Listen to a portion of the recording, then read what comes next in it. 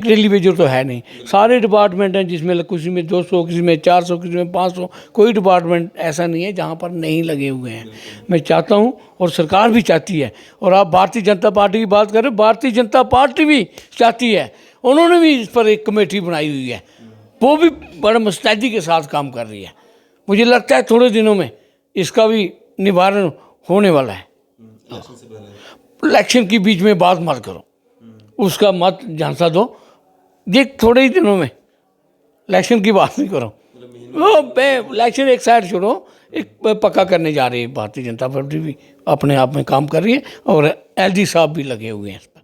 Mayor पद से मतलब उनको कहा गया कि आप छोड़ दें, आप रिजाइन दे दें, उनको बड़ी आपको आपने नहीं, आप उन्होंने पूछे, उन्होंने अपनी मर्जी से इस्तीफा दिया है।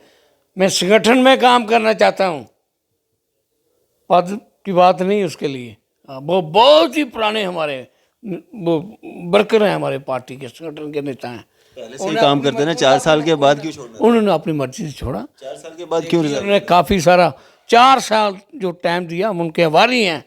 उन्होंने बहुत सारा अच्छा काम किया है यहाँ पर आकर। लेकिन अब उन्होंने देखा होगा, अब इलेक्शन भी आने वाला है और कई चीज़ें हो सकती है, इसलिए अपनी मन से, अपने दिल से पार्टी देकर, फेयरवेल पार्टी देकर उन्होंने ये छोड़ा है पद, अपना मेयर का पद छोड़ा। मैं पार्टी में काम करना चाहता हूँ। बहुत बड़ी महफिल में उन्होंने ये बयान दिया है। लेकिन अफवाह तो ये है कि उनको निकाला गया है, कहा गया पार्टी की ओर से भाई आप छोड़ दो ये पद। देखिए, ये सियासी बातें हैं लोगों की। मुझे नहीं लगता भारतीय जनता पार्टी इस तरीके के साथ बेइज्जत करके किसी को बाहर निकाले। भारतीय जनता पार्टी विश्व में सबसे बड़ी पार्टी है, उनको पता है। जो हिम्मत आपने दिखाई एलजी साहब के सामने, आप अपना एक मुद्दा लेकर खड़े हो गए, बाकी नेता इस तरह की हिम्मत क्यों नहीं दिखा पाते? मैंने हिम्मत नहीं दिखाई। सर बहुत हिम्मत की बात। ओ नहीं, ये आप इसी को बड़े दूसरे तरीके से उछाल रहे हो। मैंने कोई ऐसा काम नहीं किया। तो सर आपने नहीं, मैंने दरख्वास्त की थी एलजी साहब से, सिर्फ ऐसे बोला था दूसरा तरीका भी था। 2 मिनट के लिए। दूसरा तरीका दूसरे तरीके के साथ मैं एलजी साहब को मिल भी चुका हूँ। मुझे लगता था आज नहीं मिलेंगे तो फिर पता नहीं कब मिलेंगे हमको, लेकिन आज आए हुए हैं, इनसे मिल ही लेते हैं। प्रोग्राम चल रहा था, बीच में खड़े हो गए, मतलब वो तो नहीं, प्रोग्राम में नहीं, बोलने के लिए एलजी साहब आ रहे थे। मैंने बोला 1 मिनट के लिए मेरी भी थोड़ी बात सुन लेना, बस, और कोई बात नहीं की मैंने एलजी साहब से। और मुझे पूर्ण विश्वास है उनको याद दिलाने के लिए, उसको याद दिलाने के लिए वो समझ भी गए हैं। आपका सही था। नहीं, देखिए, मेरे हिसाब से मेरा अपना तरीका गलत नहीं हो सकता, अलग अलग सोच की बात है। मैं तो अपने आप से ठीक ही बोला, मैंने उनको कोई गलत बात। लोगों की बात की है, लोगों का रास्ता बंद हुआ है, उसके लिए आपने 22-24 हज़ार लोग परेशान हैं। बहुत हिम्मत चाहिए जो आपने की है। नहीं, हिम्मत वाली कोई बात नहीं, ऐसा नहीं। फिर आप मुझे तूल दे रहे हो, पॉलिश कर रहे हो, ये अच्छा नहीं है। वो एलजी मोदी है, उनसे हम थोड़ी हिम्मत चाहिए आप लोगों की बात के लिए, मतलब मोदी साहब से दूसरी बात थोड़ी हम कर सकते हैं। आप देख रहे हैं न्यूज़ सर इंडिया और मैं हूं अरफाज अहमद डैंग। आज की खास मुलाकात में हमारे साथ मौजूद हैं भारतीय जनता पार्टी सीनियर नेता व chairman JMC health and sanitation Rajkumar Tarkhan साहब। सर स्वागत है आपका न्यूज़ सर इंडिया में। नमस्कार। तरखान साहब, अगर बात करें हम जम्मू म्यूनसिपल कॉरपोरेशन की, क्या कुछ बदलाव जो हैं वो हो रहे हैं? क्या कुछ काम काज जो हैं वो किए जा रहे हैं? कुछ पाइपलाइन में होंगे? थोड़ा सा जानकारी देंगे हमारी ऑडियंस को। देखिए, बदलाव तो हो रहे हैं, लेकिन परेशानी इस बात की है कॉरपोरेशन में, कई काम हमारे पाइपलाइन पे हैं, कई काम जो सैंक्शन होकर चले गए हैं, पर उसकी टेंडरिंग नहीं हो रही। कारण जैसे पीएचई डिपार्टमेंट से जो ठेकेदार जो हैं, 6 दफ़ा हमने टेंडर कॉल किए हमारे डिपार्टमेंट ने, वो ठेकेदार टेंडर नहीं डाल रहे हैं, क्योंकि उनको पेमेंट में वो बड़ी दिक्कत महसूस कर रहे हैं। क्योंकि जो कास्ट हमने टेंडर में लगाई हुई है, 80% कास्ट जो है वो पाइप की है, 20% कास्ट जो है वो लेबर कंपोनेंट है। लेकिन वो उस पर वो 3 दफ़ा जो पाइप की कास्ट छोड़कर जो पेमेंट लेनी होगी, उनको सरकार ने 3 दफ़ा पेमेंट देने का जो मूड बनाया हुआ है, उसी वजह से हमारे ठेकेदार लोग जो हैं वो टेंडर नहीं डाल रहे हैं। तो ऐसा क्यों हो रहा है? इसके पीछे के क्या राज हैं, क्या कारण हैं कि सरकार ने ऐसा फैसला लिया कि उनको मतलब फेज मैनर्स में पैसा दिया जाएगा? देखिए, हमने पिछले दिनों एलजी साहब से ही बात हुई हमारी। उन्होंने हमें बोला है कि आप जो स्टोर जो है, प्रोक्योरमेंट स्टोर जो है अपने कॉरपोरेशन में अपना खोलो, लेकिन इसमें भी थोड़ा समय लग सकता है। लेकिन अब लास्ट में ये दिसंबर का महीना जा रहा है और जनवरी फरवरी में वो काम हो नहीं सकते। अगर हम उनको प्रोक्योरमेंट करके ये दें भी तो बड़ी जल्दी करें, शायद 1-2 काम कंप्लीट हो जाए। लेकिन मुझे लगता है सारे का सारा पैसा जो है 80-85% वो लैप्स होने पे जा रहा है हमारा। हम बहुत ही परेशान हैं। उसी तरह हमारे ट्यूबवेल जो नए ट्यूबवेल दिए हुए हैं उनके टेंडर लगे हुए हैं, लेकिन वहाँ पर ठेकेदार जो है वो टेंडर नहीं डाल रहे हैं। वो बोलते हैं 18% जीएसटी हमने कहाँ से देना है, जो प्रोजेक्ट कास्ट है उससे जी ऊपर नहीं बढ़ रहे हैं। वो बोल रहे हैं 18% अगर आपने जीएसटी लगाया वो भी हमें दें। लेकिन ये इन आपस में कंपनी वालों का इनका वो चल रहा है। वो भी हमारे काफ़ी सारे काम अभी अमृत में हमारे ट्यूबवेल सैंक्शन हुए हैं, उनको भी लगाना है। मैं सरकार से चाहता हूँ कि बैठ कर इनसे कोई ऐसी बात करें ताकि ये पैसे जो हैं हमारे जो जम्मू से लेफ्ट ना हो जाएं। लेकिन बड़े अफसोस से कहना पड़ता है, इतना बड़ा तंत्र हमारे पास है लेकिन फिर भी हम हेल्पलेस हैं। साहब, एक वीडियो आपका काफ़ी ज़्यादा वायरल हो रहा था जिसमें एलजी साहब का एक प्रोग्राम चल रहा है और आप खड़े होकर के प्रोग्राम के बीच में रोक रहे हैं। एलजी साहब राजेंद्र जी से पूछते हैं कि ये कौन है, मेयर जो हैं जेएमसी के, उनसे पूछते हैं कि ये कौन है। उन्होंने आपका इंट्रोड्यूस करवाया। वो क्या पूरा मामला था, वो क्या आपको ज़रूरत पड़ गई? आप प्रोग्राम चल रहा है, एलजी साहब बात कर रहे हैं और आप खड़े हो गए बीच में। देखिए, एलजी साहब मेरे बुज़ुर्ग समझो, माननीय समझो, बहुत ही बड़े अच्छे गवर्नर हैं। मैं इनके सामने तो ऐसी बात कर ही नहीं सकता, लेकिन मैंने जो एक्शन उस दिन किया वो मेरी मजबूरी थी।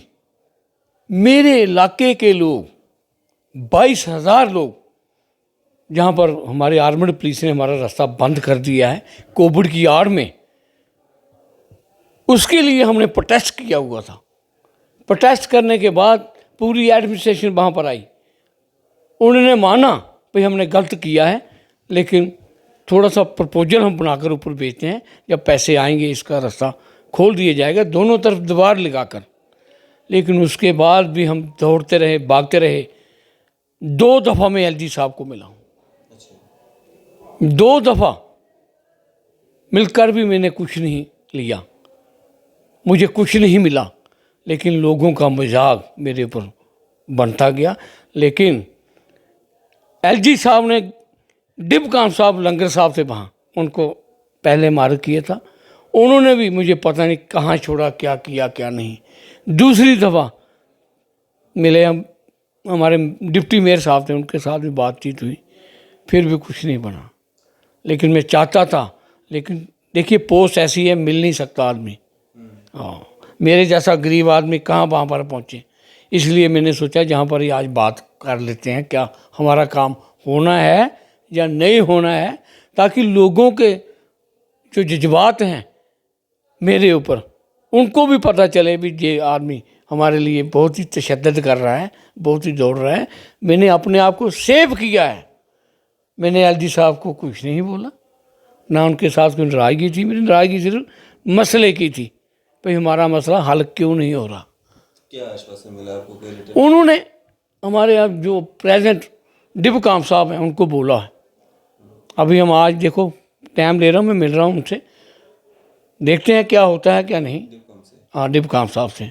और मुझे विश्वास है, क्योंकि इस दफ़ा ना बहुत सारा बड़ा प्रोग्राम था जिसमें एलजी साहब को थोड़ा सा समझो आप हमारे ऊपर कर्म ही करेंगे, मुझे लगता है।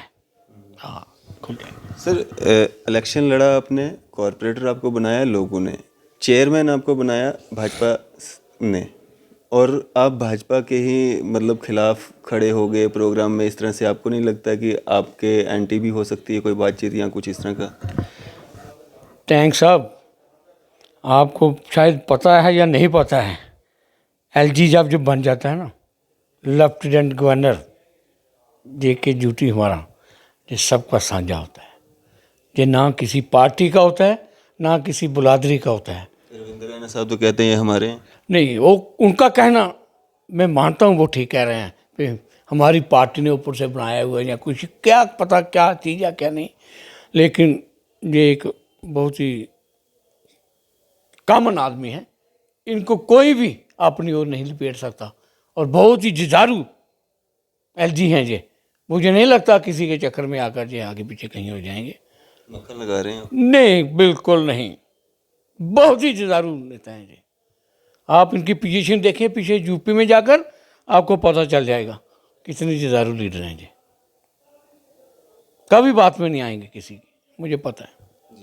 अगर हम बात करें सर, जिस तरह से जेएमसी के जो डेली वेजर्स थे उनको पक्का करने की जो बात कही गई, जो ऑर्डर निकाले गए, कितने लोग लगभग जेएमसी में काम कर रहे हैं जिनको इसका फ़ायदा होगा? देखिए, हमारे पास जो 600 आदमी का सिस्टम आया हुआ है, उसके लिए हमने प्रॉपर वेरिफिकेशन जो है वो चालू की हुई है। उनको परमानेंट किया जाएगा? क्यों नहीं किया जाएगा?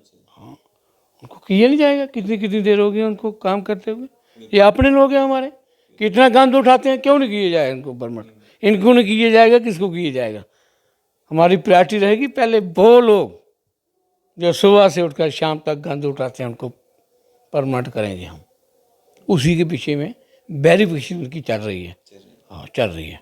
वेरिफिकेशन के बाद जैसे जैसे कंप्लीट होती जाएगी वो होता जाएगा काम। जेएमसी में मैन पावर की भी बहुत कमी है, सफाई कर्मचारियों की बहुत कमी है, तो नई मतलब कोई वैकेंसीज भी आ रही हैं नहीं?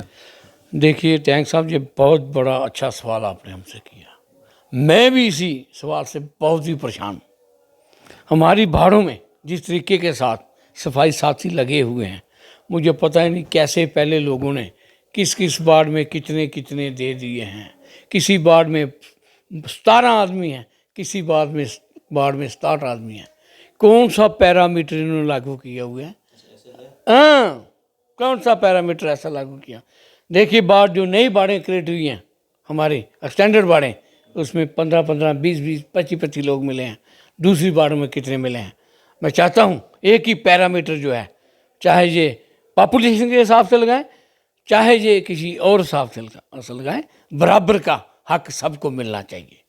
मेरा ये मानना है, मेरा कहना भी यही है। मैं इसी बात पे अड़ा हुआ भी हूँ। यहाँ पे भी आप कहीं ना कहीं अपने ही लोगों के एंटी हैं, क्योंकि जो आपसे पहले थे वो भी आपके ही लोग थे यहाँ पे जो बैठे हुए थे। देखिए, फिर आपकी वही बात आ गई, जब आदमी को चेयर पे आ जाता है, किसी पोस्ट पे आ जाता है, वो किसी का रहता नहीं है। लेकिन सब मैं ये बात समझते कारपोरेशन में, मेरी बात सुने, मैं कारपोरेशन हूँ। कारपोरेशन में जितने भी हमारे कारपोरेटर भाई हैं, ये आपस में हम एक ही फैमिली के आदमी हैं। हमें किसी से कोई ज़्यादा तवज्जो नहीं दे रहे। पार्टी की बात होती है वो अलग बात होती है, वो पार्टी में होती है। जब ये हाउस में बात होगी, हमारी ये अपनी घर की बात होती है, ये दूसरी बात होती है। बिना लज्जत, बिना मेहनत, बिना किसी जात बरादरी के हम काम कर रहे हैं यहाँ पर। सारे पॉलिटिकल पार्टी के नेता आपके जैसा क्यों नहीं सोचते हैं? जो हिम्मत आपने दिखाई एलजी साहब के सामने, आप अपना एक मुद्दा लेकर खड़े हो गए, बाकी नेता इस तरह की हिम्मत क्यों नहीं दिखा पाते? मैंने हिम्मत नहीं दिखाई। सर बहुत हिम्मत की बात ओ नहीं, ये आप इसी को बड़े दूसरे तरीके से उछाल रहे हो। मैंने कोई ऐसा काम नहीं किया। तो सर आपने नहीं, मैंने दरख्वास्त की थी एलजी साहब से, सिर्फ ऐसे बोला था दूसरा तरीका भी था। 2 मिनट के लिए। दूसरा तरीका दूसरे तरीके के साथ मैं एलजी साहब को मिल भी चुका हूँ। मुझे लगता था आज नहीं मिलेंगे तो फिर पता नहीं कब मिलेंगे हमको, लेकिन आज आए हुए हैं, इनसे मिल ही लेते हैं। प्रोग्राम चल रहा था, बीच में खड़े हो गए, मतलब वो तो नहीं, प्रोग्राम ही नहीं, बोलने के लिए एलजी साहब आ रहे थे। मैंने बोला 1 मिनट के लिए मेरी भी थोड़ी बात सुन लेना, बस, और कोई बात नहीं की मैंने एलजी साहब से। और मुझे पूर्ण विश्वास है उनको याद दिलाने के लिए, उसको याद दिलाने के लिए वो समझ भी गए हैं। आपका सही था। देखिए, मेरे हिसाब से मेरा अपना तरीका गलत नहीं हो सकता। अलग अलग सोच की बात है। मैं तो अपने आप से ठीक ही बोला, मैंने उनको कोई गलत बात। लोगों की बात की है, लोगों का रास्ता बंद हुआ है, उसके लिए आपने 22-24 हज़ार लोग परेशान हैं। बहुत हिम्मत चाहिए जो आपने की है। नहीं, हिम्मत वाली कोई बात नहीं, ऐसा नहीं। फिर आप मुझे तूल दे रहे हो, पॉलिश कर रहे हो, ये अच्छा नहीं है। वो एलजी मोदी है, उनसे हम थोड़ी हिम्मत चाहिए। आप लोगों की बात के लिए मतलब मोदी साहब से दूसरी बात थोड़ी हम कर सकते हैं। हाँ, मैंने सिर्फ ऐसे किया, हो गया मुझे लगता है, और विश्वास ही है मुझे, मिलने के बाद मुझे लगता है निकल ही जाएगा सिस्टम। चंद्रमोहन गुप्ता जी मेयर रहे, लगभग 4 साल का उनका टेन्योर रहा। काफ़ी सारे आरोप भी लगे, पॉलिटिकल पार्टी है आपकी भाजपा, उन्होंने किस कारण उनको जो है यहाँ से बाहर निकाला, नए मेयर को जिम्मेवारी दी गई राजेंद्र शर्मा जी, वो भी आपकी ही पॉलिटिकल पार्टी के हैं, भाजपा के हैं। क्या कुछ बदलाव दिखता है आपको इन दोनों मेयर्स में? टैंक साहब देखिए, पार्टी ने उनको निकाला नहीं है। मेयर पद से मतलब उनको कहा गया कि आप छोड़ दें, आप छोड़ दें, आप रिजाइन दे दें, उनको बड़ी आपको आपने नहीं, आप उन्होंने पूछे, उन्होंने अपनी मर्जी से इस्तीफा दिया है। मैं संगठन में काम करना चाहता हूँ, पद की बात नहीं उसके लिए। वो बहुत ही पुराने हमारे वो वर्कर हैं, हमारे पार्टी के संगठन के नेता हैं। पहले से ही काम करते ना, 4 साल के बाद क्यों छोड़ना? उन्होंने अपनी मर्जी से छोड़ा। 4 साल के बाद क्यों रिजाइन? उन्होंने काफ़ी सारा 4 साल जो टाइम दिया, हम उनके आभारी हैं। उन्होंने बहुत सारा अच्छा काम किया यहाँ पर आकर। लेकिन अब उन्होंने देखा होगा, अब इलेक्शन भी आने वाले हैं और कई चीज़ें हो सकती है, इसलिए अपनी मन से, अपने दिल से, पार्टी देकर, फेयरवेल पार्टी देकर उन्होंने ये छोड़ा है पद, अपना मेयर का पद छोड़ा। मैं पार्टी में काम करना चाहता हूँ। बहुत बड़ी महफिल में उन्होंने ये बयान दिया है। लेकिन अफवाह तो ये है कि उनको निकाला गया है, कहा गया पार्टी की ओर से भाई आप छोड़ दो ये पद। देखिए, ये सियासी बातें हैं लोगों की। मुझे नहीं लगता भारतीय जनता पार्टी इसी के साथ बेइज्जत करके किसी को बाहर निकाले। भारतीय जनता पार्टी विश्व में सबसे बड़ी पार्टी है, उनको पता है, मेरा भी उनको पता है, आपका भी उनको पता है, सबका उनको पता है।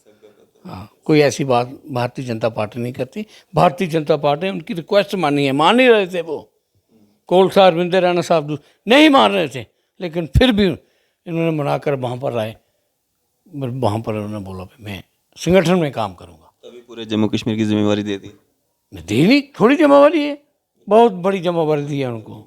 आप क्या सोचते हो, उन्होंने अपनी दुखी होकर छोड़ा है पद, खुश होकर छोड़ा है, बहुत बड़ी जिम्मेवारी ली है उन्होंने। मैं उनको सलाम करता हूँ ऐसे नेता को। अब जो राजेंद्र शर्मा जी जो नए मेयर बने हैं, जब वो कॉरपोरेटर के रूप में जेएमसी में आया करते थे, काफ़ी बार हमने उनको देखा है, बड़े तेज़तर्रार नेता हैं, अपनी पार्टी के खिलाफ या अपने लोगों के लिए जिस तरह से आप खड़े हो गए वैसे वो भी बड़ी बार खड़े हुए। अब जब वो मेयर बन चुके हैं, बहुत बड़े बड़े प्रोग्राम्स में दिख रहे हैं, फीते काट रहे हैं, एलजी साहब के साथ मतलब उनका आना जाना रह रहा है, तो क्या बदलाव आप देख रहे हैं? काम भी हो रहे हैं ग्राउंड पे या सिर्फ वही टीवी चैनलों में या खबरों में दिख रहा है? देखिए, ये मेयर साहब जो हैं, ये भी एक बड़े अच्छे बिजनेसी नेता हैं। ये भी अपने हिसाब से बहुत ज़बरदस्त काम कर रहे हैं। हाँ, बिल्कुल, जो भी मोदी साहब की गाइडलाइन उनको दी है, प्रोग्राम दिए हुए, एक एक प्रोग्राम, एक एक चीज़ उनके कहने पर प्रॉपर कर रहे हैं। मुझे लगता नहीं कि ऐसे कोई और कर पाता जहाँ पर, जिस तरीके के साथ जी लगे हुए हैं। लेकिन पढ़े हुए भी अच्छे हैं, बेबाकी से जवाब देते हैं, आप पूछ लीजिए कहीं जाकर।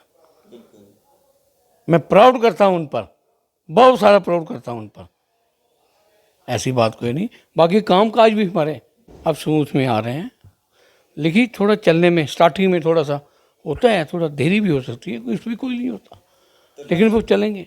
जिस तरह से जेएमसी के जो डेली वेजर्स जो उनको रेगुलाइज करने का एक पॉलिसी जो चल पड़ी है, पीएचई के डेली वेजर्स भी अब आपके अंडर ही आता है, पीएचई विभाग भी आपके अंडर आता है। क्या वो डेली वेजर्स जो इतने महीनों से प्रोटेस्ट पे बैठे हुए हैं, उनकी सुध नहीं ली जानी चाहिए? उनके लिए कोई पॉलिसी फ्रेम नहीं की जानी चाहिए? उनका जो पेंडिंग वेजेस है वो उनको नहीं मिलना चाहिए जो उनका हक है?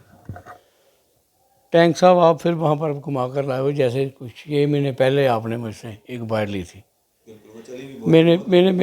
मैंने उसी बात के हिसाब से आपको आज भी बाइट दे रहा हूँ। वो भी हमारे बच्चे हैं, भाई हैं, कोई दूसरे लोग थोड़ी हैं। मैं चाहता हूँ उनको भी अपना मजदूराना हक मिलना चाहिए, लेकिन क्या कहें, अब इनको हमारे पास आए, जनवरी में भी आए थे, उसके बाद पहले इनको पूछना आपको पेमेंट कैसे मिलती थी, 4-4, 6-6 महीने लग जाते थे, जहाँ से कंटिन्यूसली मंथली इनको पेमेंट हम दे रहे हैं प्रॉपर। लेकिन थोड़ी सी गलती इनकी बीच में आ गई थी, ये स्टैक पे थोड़ा सा मिक्स हो गए थे। लेकिन देखिए, अगर एम्प्लॉइज हमारे पास जो आए 2100 पता 2600 एम्प्लॉइज हैं, ये जीएमसी में काम कर रहे हैं, हमारे पास काम कर रहे हैं।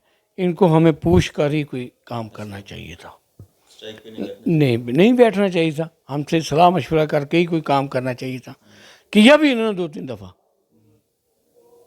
लेकिन फिर भी दूसरी एसोसिएशनें जो थी, बहुत बड़ी बड़ी पुरानी एसोसिएशनें जो रिटायर होकर गए हैं लोग, वो भी इनको इस्तेमाल कर रहे हैं, मैं मानता हूँ बिल्कुल, लेकिन उनको पता नहीं है। लेकिन एलजी साहब का एक बहुत बड़ा विजन देखा मैंने इसमें।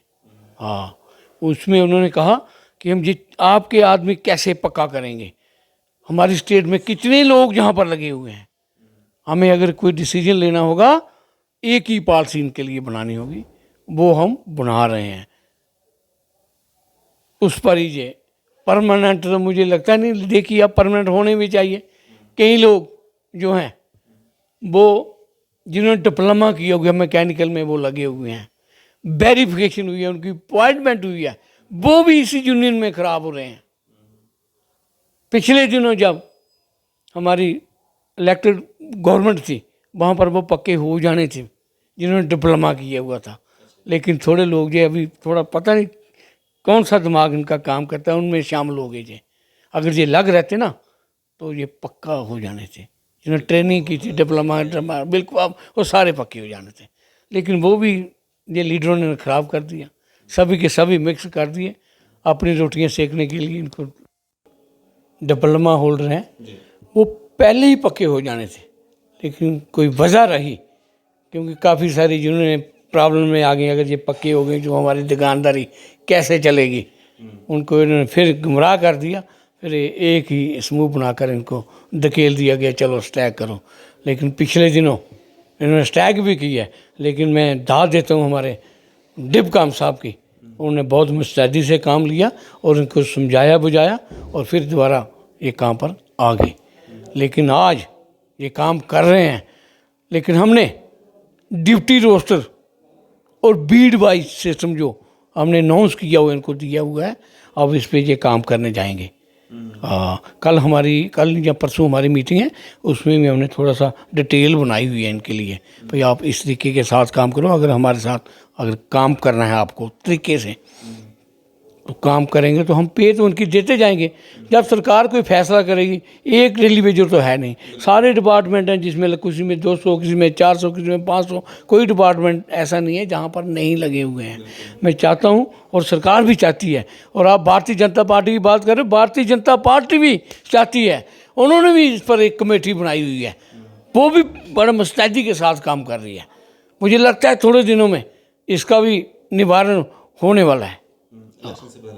इलेक्शन के बीच में बात मत करो, उसका मत झांसा दो, ये थोड़े ही दिनों में इलेक्शन की बात नहीं करो, वो इलेक्शन एक साइड छोड़ो, एक पक्का करने जा रही है भारतीय जनता पार्टी भी, अपने आप में काम कर रही है, और एलजी साहब भी लगे हुए हैं इस पर। आम जनता के लिए क्या मैसेज रहेगा आपका? आम जनता के लिए यही मैसेज रहेगा मेरा कि अपनी हकदारी जो है उसको किसी के हाथ में मत छोड़ें। जैसे पीएचई वालों ने कितनी यूनियन है, ये डिप्लोमा होल्डर और दूसरे क्या बोलते हैं उनको, एक कौन आईटीआई लेवल जो लगी हुई थी, जैसे उन्होंने अपने राइट जो हैं किसी को वो दे दिए थे। ऐसा मत करें, अगर ये इन्होंने दिए नहीं होते तो मुझे लगता नहीं है ये आज डेली वेजर होते, डेली वेजर नहीं कैजुअल होते, ये भी पक्का हो जाने थे। ऐसी मेरी राय है, लोगों को यही कहूँगा कि अपने हक किसी ने किसी को मत दें, अपने हक काट कर गुमराह करते हैं लोग और अपनी रोटी सेकते हैं। किसी को क्या पता ये बच्चा घर में रोटी खा रहा है या नहीं खा रहा है, ये मुझे पता है। मेरे इलाके के लोग, मैंने भी अपने बच्चे लगाए हुए हैं, बच्चे ही हैं ये हमारे, मैंने भी लगाए हुए हैं। जब मुझे मिलते हैं मैं शर्माता हूँ, शादियाँ हो गई हैं उनकी बीवी मुझसे पूछती हैं इनका क्या बनेगा, मुझसे जवाब नहीं दे सकता हूँ मैं।